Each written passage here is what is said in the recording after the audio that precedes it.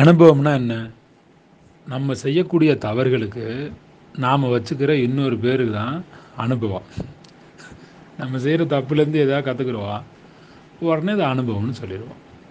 அதுதான், அதுக்கு பேர் தான் அனுபவம். யாராவது ஒருத்தர் மெதுவாக நடந்து போகிறாங்கன்னா அவங்க பின்வாங்குறாங்கன்னு அர்த்தம் இல்லை. அவங்க வாழ்க்கையில் ஸ்லோவாக ரன் பண்ணிகிட்ருக்காங்க, அவ்வளோதான். யாரோ ஒருத்தர் மெதுவாக போனாங்க வாழ்க்கை பயணத்தில் அப்படின்னா உடனே அவங்க பின்வாங்கிட்டாங்க, மிரண்டு போயிட்டாங்க, அப்படிலாம் இல்லை. அவங்க ஸ்லோவாக வந்துக்கிட்டு இருக்காங்க, கட்டாயமாக வருவாங்க.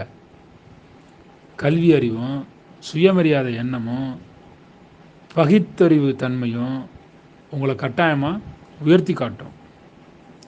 உங்களை நீங்களே பலவீனன் அப்படின்னு நினச்சிக்கக்கூடாது. சில பேர் அப்படி நினச்சிக்கிட்டு இருக்கிறீங்க. நல்ல சுய ஒழுக்கத்தோடு மிகச்சிறப்பாக வாழணும். நல்லபடியாக இருங்க, சந்தோஷமாக இருங்க, கொஞ்சம் பக்தியை வளர்த்துக்கங்க. உங்களை விட யாராவது புத்திசாலி இருந்தாங்கன்னா அவங்கள மதிக்க பழகுங்க.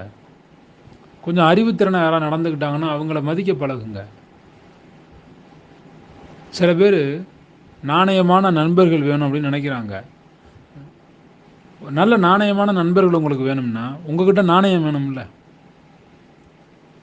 உங்கள் நாவிலும் நயம் வேணும், உங்களிடம் பணம் என்கிற நாணயமும் வேணும், உங்களுடைய நடத்தையில் சுய ஒழுக்கத்தில் நாணயமும் வேணும்.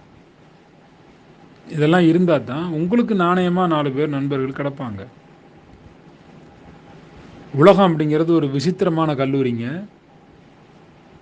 இங்கே பாடம் சொல்லி கொடுத்துட்டு தேர்வு வைக்கிறது இல்லை.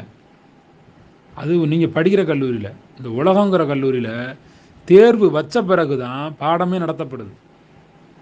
அதுதான் உலகங்கிற கல்லூரி. உலகம் என்கிற கல்லூரி விசித்திரமானது. பள்ளிக்கூட கல்லூரி அது வேற, பள்ளிக்கூடம் படிச்சுட்டு வருவீங்கல்ல, அது வேற, இது வேற, ஒன்று வித்தியாசம்.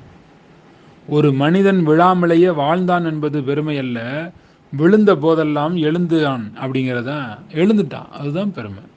நல்லா இருங்க, சந்தோஷமாக சிறப்பாக இருங்க. தென்றல் ஃபவுண்டேஷன் யூடியூப் சேனல் பார்த்துட்டே இருங்க.